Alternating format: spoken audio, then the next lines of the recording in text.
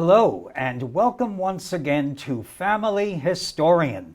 My name is Stephen Conte. Tonight we have the ultimate how-to show for any historian, genealogist, and archaeologist. Tonight we are going to talk about how to restore old graveyards. And joining me on tonight's show, I am very honored to have as my guest a very accomplished and a very talented man. His name is Tom Riley. Tom is the town historian for Bloomingdale, New Jersey. He is also the author of many books.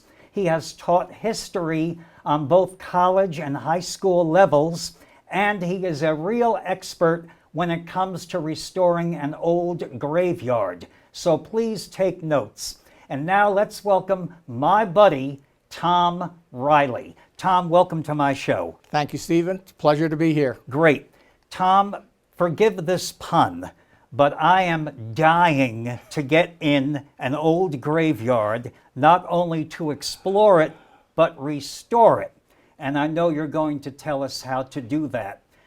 Tom, the graveyard that we are speaking of is in Butler, New Jersey, which is right near you. And what is the name of this cemetery? It's the historic Manning Avenue Cemetery. Okay, and that's in the center of Butler. Yes. Okay, which at one time was called another name. West Bloomingdale. Right, okay. Now, you told me in your wonderful outline here, the first thing you should do is to do your history research on the cemetery that you have chosen to restore. And you have a personal connection to this graveyard. Can you tell our viewers what that connection is? My great-great-grandmother, my great-grandfather, and other relatives on both sides of my family are buried there. Right, that's the Riley family. And the Westervelt family. That's an old Dutch name. Correct. Okay, and the Rileys, I thought were Irish, but that's an English name? Our branch of the family is English. I see. Okay, very good. Now, we do have a photo of your ancestor's homestead, and what was his name? Silas Westervelt. Okay. And his home is the oldest home in Butler today. It's still standing. Yeah, it goes back, one source says it goes back to 1704. That far back? Yeah. So you go way, way back. Okay, fine. And he had a very distinctive name for his farm where the house is right now. What was that name? It's actually where the cemetery was. Oh, I see. Okay. And his farm was called Nanny Goat Hill. That's right. It is up on a hill, and Yep. that's Nanny Goat Hill. Okay. Then we come to the Francisco or Cisco family, another old Dutch family in New Jersey. And did they buy that land from your ancestor, or how did that work? They probably owned most of what is now the Main Street business district of Butler. I see. And where the cemetery is was the highest point in their property. They probably owned it before the Westervelt farm. I see. And they used it as their family graveyard. That's what it was referred to, the Francisco family burying ground. Right. Now you have a year here, 1808. What does that signify for that cemetery? That's the oldest documented grave.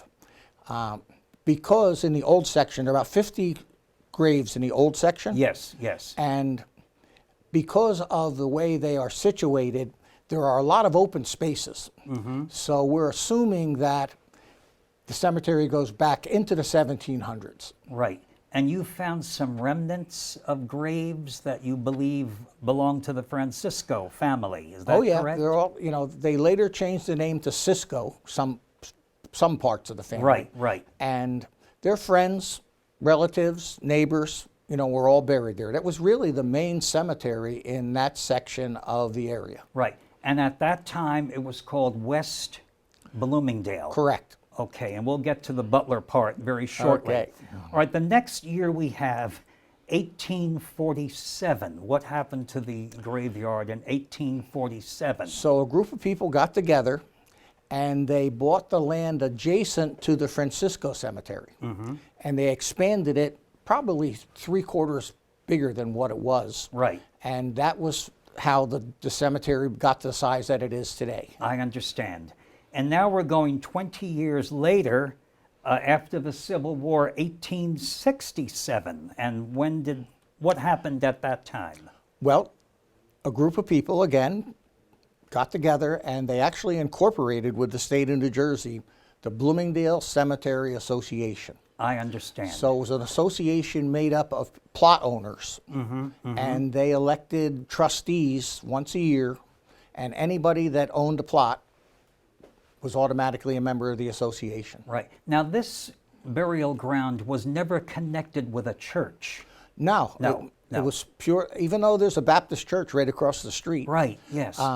It was a secular association. I understand. Right. Now, 1895, and we're getting closer to the creation of Butler. What happened in 1895? They reincorporated, again, with the state officially, and it became known as the Bloomingdale Butler Cemetery. I see. And at that time, it cost $15 for a plot that held 4 people. Wow. I hate to find out what they charge nowadays. Yes. I know that because I have my great-grandfather's deed, and that was the price that he paid. Right. Now, Butler was born in what year, Butler? 1901. 1901. That's when they organized as an independent borough. Before that, it was part of Pequannock Township. Right. Now, Butler and Bloomingdale, this might get confusing when you're doing census research. Tell our viewers why, that difference between Bloomingdale and Butler. Especially when we were trying to document who was buried there. In the census and other documents, if it said Bloomingdale in Morris County, they were referring to Butler. I see. If it said Bloomingdale in Passaic County, then they were referring to what's now Bloomingdale today. I see. And what county is Butler in? I always Butler's in Morris County. It's in Morris, on the fringe of Morris, Yes, right? right. Which borders Passaic. That's right, right across the river. The Pequannock River is the boundary line Right. between Bloomingdale and Butler. Right, and I've walked between those two towns many times. That's how I discovered your graveyard. Okay. Today, there seems to be more of a recognition of being in a different county, but back then, it was very less important. Right, right. Now we come to a tragic period in the history of Bloomingdale and Butler. In the 1980s, you always had a caretaker there, or trustees, but nothing is forever. Nothing is forever except paying taxes and God, okay?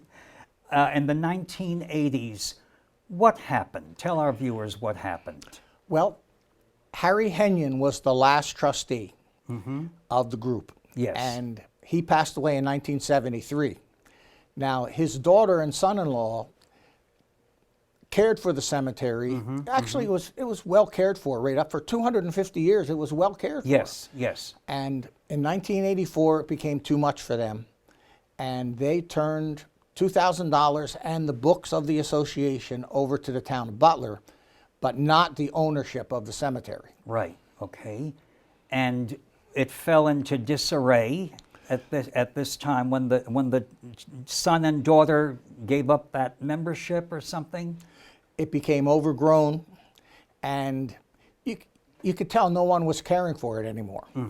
And of course, when nobody cares for it, that just opened it up to vandalism. Yes. It became a hangout, and unfortunately, almost every single gravestone was toppled or broken. Oh, how horrible. And how horrible. There's Yeah. over 400 gravestones, and almost every single one of them was damaged. They even bother you when you're dead.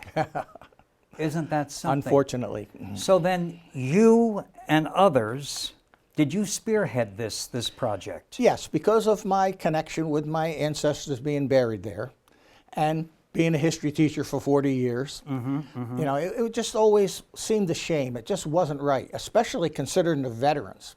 Yes. We have like 40 veterans buried there. Yes. All the way back to the Revolutionary War, 25 Civil War veterans, World War I, World War II, Korea. Yes. And it just was not right to have, right here in the middle of town, a disgrace of neglect. this desecration Correct. That's what it of exactly was. American history. Good word. Desecration is exactly what it was. Right. So you got together with a committee. You had some buddies of yours, and From the Butler Museum. we'll talk about that wonderful museum. But you had one of your former pupils. Oh, yeah. Helping you. Yep. Okay. And we're going to show you a series of photos right now, and I'm going to ask my fine guest Tom to explain the before and after, if he will do that. But you did mention before you go into this those 3 magic words, okay?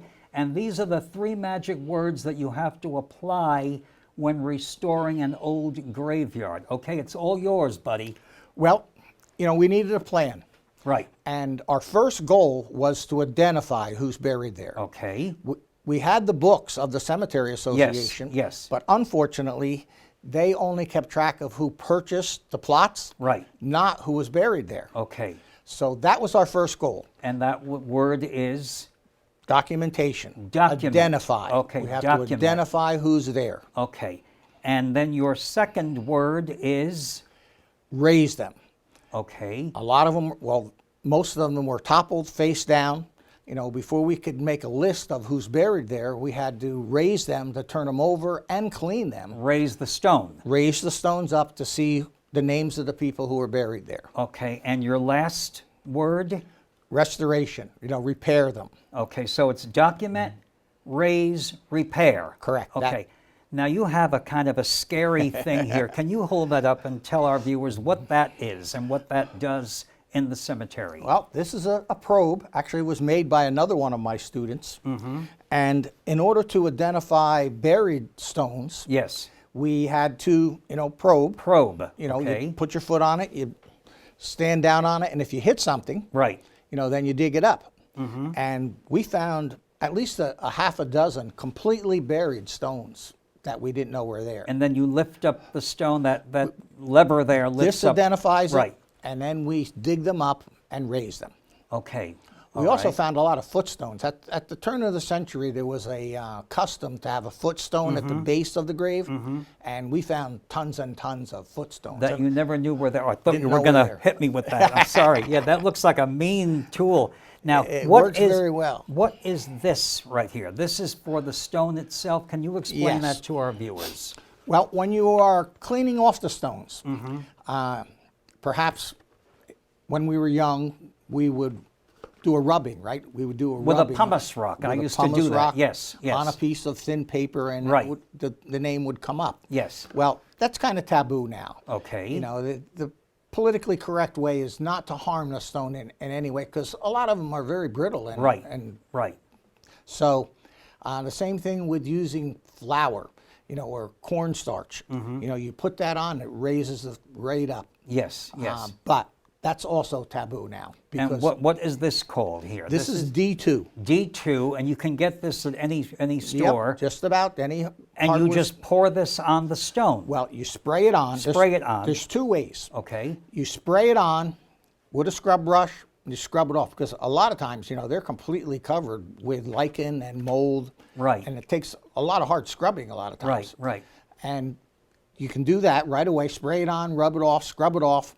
Or you can spray it on, leave it there for like a week, and then you come back and it comes off much easier. And you can read the stone. Yes, Okay. and now, it doesn't hurt whatsoever. This is the approved material to use to clean gravestones. very good. Now, one more thing. You made a statement that amazed me. You said, don't use any organics. Right. And that's where the flour or the I cornstarch see. comes in, because that, it's impossible to get it completely all off. Right, And right. that fosters the growth of mold on the stone. Now, which is better, brownstone or sandstone? Which is the older one? The older one is the brownstone.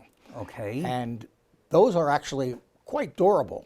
Our oldest stone in the cemetery Better are than brownstone. sandstone. Sandstone is relatively soft. I see. And of the ones that weathered, a lot of those are sandstone. Right. Of course, today we're using marble. The later burials are Yes. all marble or granite. Right. Now, I want to show our viewers the various before and after shots of the art. This is a real art of cemetery restoration and preservation. Can you just pick some there and explain each one to us? Well, this is a picture of the three of us working on a stone. And again, it was a learning process. Right. But originally our goal was just to document. Then our goal was to raise them up and see the names. Okay. When Bob Meyer, who is a museum member and also a town councilman, Yes. he showed up one day with his mason equipment, and he started putting one together. Right. And little lights went on in our head, and it's like, we can do that. So you learned as you went along. And then the goal changed to, we're going to restore the cemetery. We're going to bring it back to the way it was, so everybody can be proud of it instead of ashamed. And here, this is a picture of. Say it once more. This is Bob Meyer. He was the mason guy. Yes. Okay. And he's the town councilman. Okay. And now choose another one here. Well, this one was important because another one of Bob's inventions was a gurney. A gurney. So he built this construction because a lot of the stones were very heavy. I'm amazed they could knock them over. Right. So he invented this, and along with a come-along, we could actually lift them up and set them back in place. So that was another one of Bob Meyer's inventions. Okay. Thank you, Bob Meyer. Yes. Okay. He was really the inspiration. Yes. And here we see that once you get the stone up and you've got it cemented together, you've got to hold it with pipe clamps, wood. We would usually let them sit for about a week to make sure. But an important factor is the type of repair cement you use. You just can't use any old cement. It's got to be repair cement. Repair cement. Right. Sacre is a name brand, and that's the one that we use, which works very well. So you spent many hours at Home Depot, I bet. Yes. Am I right on that? Yes. Yeah. Again, some of them were major repairs. Yes. This one down here had 8 different pieces that we put together. Word. Yeah. How long did the restoration take you until you got to the present? Because I've been to that graveyard twice, and I'm amazed by it. How long did the whole thing take? We worked on it for 2 years, minus winters. Of course, in winter you don't want to do mason work. Yes. So for 2 winters we worked. 2 years we worked on it. How many guys? 3 guys. Were you the foreman? I guess you you'd were say more that. the historian. We worked together. Very good. Okay. Now there's a vault that you told me about. Yes. Can you tell us about that? You said it was the poor man's vault Yes. or something. We have a photo of it, I believe, here. Yes, we do.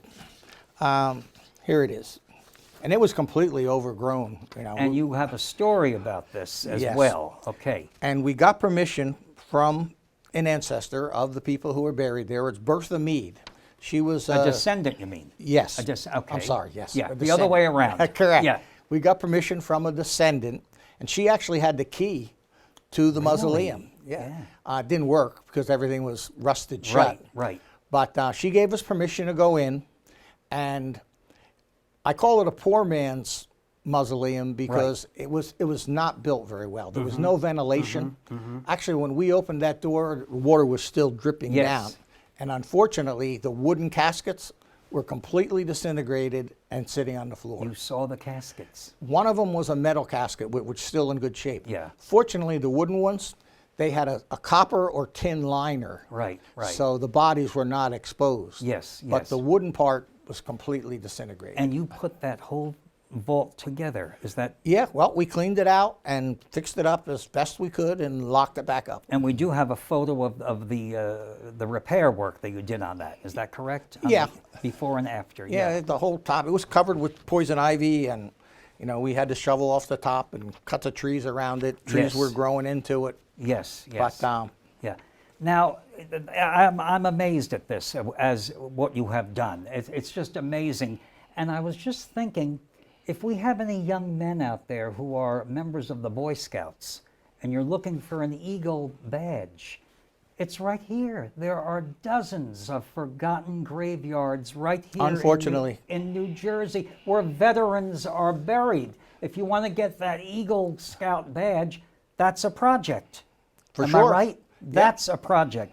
Now, I know you have a saying, you put meat on the bones. Right. And that is what we're going to talk about right now. with one of Bob's wonderful books. This is a guide to the Manning Avenue Cemetery in Butler, New Jersey, which I discovered. I went there, and on the sign, it's a lovely sign, there is like a mailbox. And you can take this out of the mailbox, and it's a guide. You go from grave to grave, stone to stone, and he's got some photographs of people who are buried here. And we're going to show you a few of the Riley family, and Mr. Riley's wife. What was her name? Was that Mary Rogers? Mary Rogers Riley. Right. Okay, so I know more about that. And okay. it's interesting that she wanted Mary Rogers on her stone, wife of James Riley. Right. And we also have a photo of the Westervelt husband and wife. That was Silas. Silas. We saw his home before, and his wife, her name was? Harriet Kimball. And she had, you tell our viewers how many kids she had. 19 children. 19. 19. My word. And they all lived. They all lived. Which was amazing at that time. And some are buried in that About graveyard. half of them are buried in the Manning Cemetery. Right. And there is one kind of macabre story. You have to, this is how we put meat on the bones. And this was an ancestor of yours, Harriet. Yeah. How many greats would she be to you? Probably two. Probably okay. two greats. And tell our viewers that... Well, when she died, yeah. and at that time... What year did she die? She died 1876. She was born in 26. Yes. Okay. And tell us briefly about that story. At that time, most funerals took place in the home. Right. And, after everyone paid their respects, and the daughters were there, and they went to close the casket for the last time, and she stood up. She sat up in the casket, and she said, "My God, what are you doing to me?" And then she fainted and fell back down. So they called the doctor right away, and it was very difficult at that time to tell when somebody was actually dead. Yes. They didn't have the technology we have to tell. Right. So the doctor came, and he did pronounce her, passed on the second time around. Mm-hmm. But it's amazing how you think of what would have happened, if they had gone ahead with the funeral. Oh, my word. Yes, yes. And another interesting story is that oftentimes they would put a little bell on the tombstone for a week or so. Mm-hmm. So if the person did wake up, they could pull the string and ring the bell and say, "Let me out of here." Yes, I'm not dead. I'm still living. Yeah, isn't that something? Yeah. So there are many stories there. And there are many veterans there. And you gave me a list of... 2 Revolutionary War veterans. 2 Revolutionary. One, now this is interesting. I never saw this before. One man who fought in the War of 1812. Yep, we have 2 of them. That was Thomas Carman, I believe. And those are the only 2 War of 1812 veterans that I've ever seen. Very anywhere. unique. And 25 Civil War. Correct. 1 World War I, 1 World War II, and 1 Korean. Correct. Right. Is the cemetery still in use? Can people still buy plots there? It's classified abandoned. It's abandoned, okay. But last year we did have a burial. They made an exception. A woman wanted to be buried next to her husband. Yes. She had all the documentation, so they made an exception, and she was buried next to her husband. That was very, very good. Yeah. Now, what other sources can the researcher use? I know we spoke about the census records, okay? There's something called Find a Grave, and they have their own website. Can you tell us how that may have helped you? Find a Grave. Findagrave.com. Mm-hmm. And they'll always have where the person is buried. It's done by name. And you have to be careful, because we did find a couple who they said were buried there who weren't buried there. Right. But, it's contributor organized. You type in your own information, which you always have to be careful about. Actually, a really big help for our documentation was obituaries. In an obituary, they give you usually family information. Right. And 99% of the time, they tell you where the person is buried. And we have 24 people who we know, according to the documentation, are buried in Manning. Yes. But we don't know where.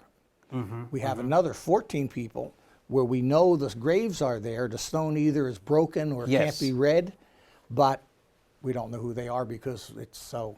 Right. You know. And the last time I was there, I saw the most unique stone. It's a tree trunk. Can you tell me about that and tell our viewers about that? Well, that's Mr. Davenport, and he was a member of the Fraternal Order of Foresters. That was a lodge, you know, similar to the Masons Yes, or other yes, lodges. yes. And it was one of the benefits was belonging to that lodge was that you got a gravestone when you died. They also had life insurance that you got. Yes. And theirs were unique because they were made in a mold in the form of the tree. Yes, I And you never could saw pick- that before. Well, there's a number of them around, and you know it's always interesting. You know automatically he was a forester Right, when you right. see that. Before we close, I do want to feature another one of Tom Riley's books. As I mentioned in my intro, he is the town historian for Bloomingdale. And as far as I'm concerned, he's Mr. Butler to me. The Butler Museum, we have a photo of that, is the old train station of Butler, and I featured that on a show of mine many years ago. And that's a very good place to start. Do they have a library or research area there? We have a library, and we have a lot of genealogical information Right. in that And if section. right, if you're lucky, you'll meet Tom there.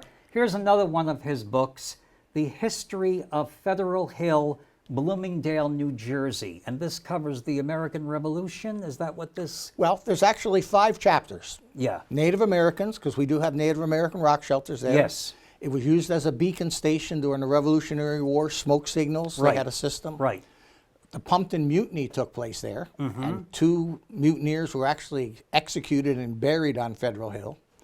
And then we have, amazingly, in the same place, there was a German Bund camp prior to World War, you know, Yes. American Nazi I have read camp about that. Yes. before, right there in the same place. Yes. The 5th chapter is the whole area has been purchased by a Tilcon quarry, which hopefully they'll maintain the historical areas and not blow it Right. to smithereens. Right.